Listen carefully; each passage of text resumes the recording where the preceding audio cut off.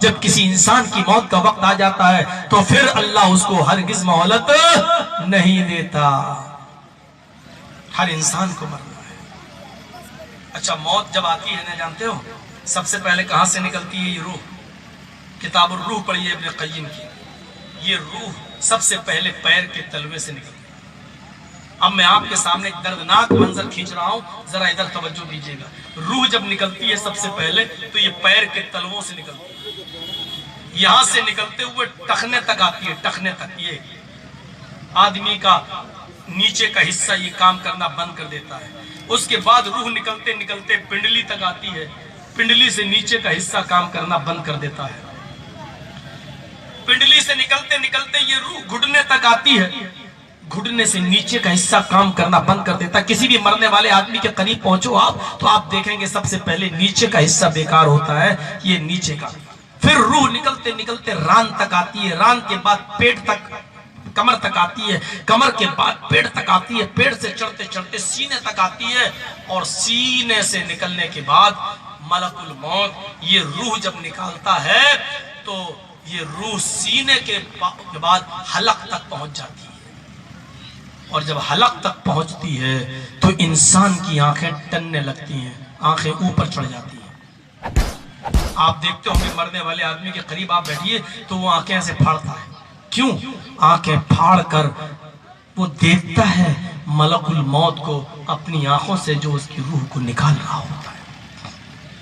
हमें और आपको सबको इस रास्ते से सबको गुजरना है। हमें भी मौत आनी है और आपको भी आनी है। आंखें हमारी और आपकी भी फटना है। मलकुल मौत को अपनी आंखों से हमें और आपको देखना है।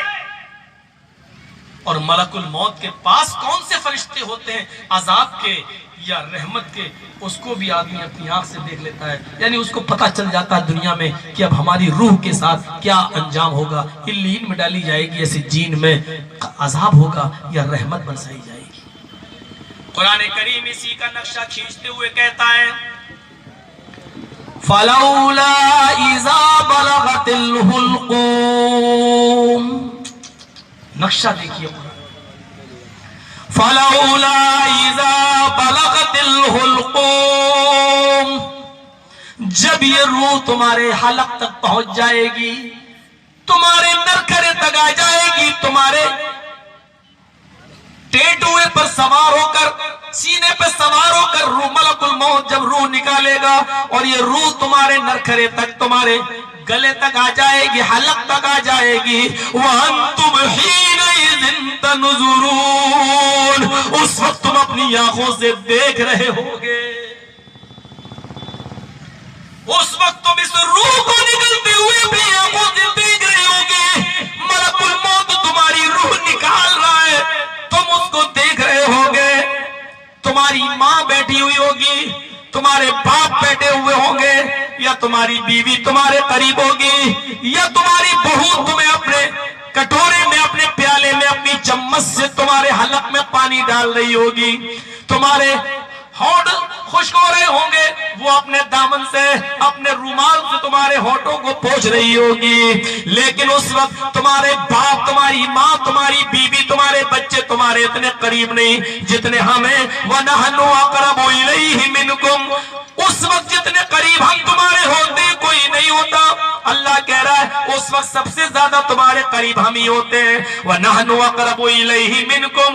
उस वक्त तुम्हारे करीब सबसे ज्यादा हम ही होते हैं। वलाकिन ला तुबसिरून। लेकिन तुम्हारी आंखों में उतनी ताकत नहीं कि मुझे देख सको अपने पास। उस वक्त मैं तुम्हारे पास मौजूद होता हूँ, उस वक्त मैं तुम्हारे पास होता हूँ, लेकिन तुम्हारी आंखों में इतनी ताकत नहीं कि तुम मुझे देख सको।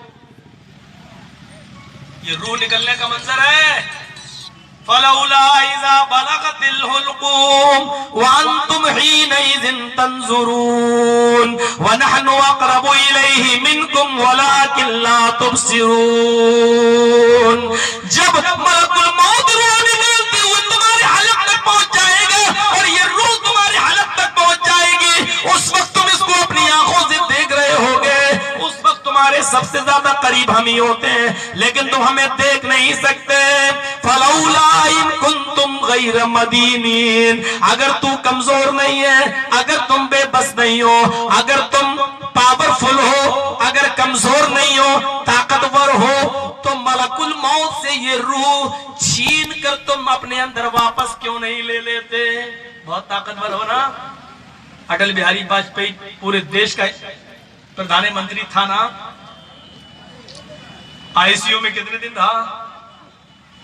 पूरे देश पर तुमने हुकूमत की। आज तुम्हारी रूह जा रही है। अगर तुम पावरफुल हो, अगर तुम कमजोर नहीं हो, ताकतवर हो, तो मलकुल मौत से ये रूह खींच कर तुम अपने अंदर वापस क्यों नहीं ले लेते? सद्दाम हुसैन कितना पावरफुल था। अमेरिका की कठपुतली सरकार ने उसको फांसी की सजा सुना दी, तख्तेदार पे लटका दिया गया।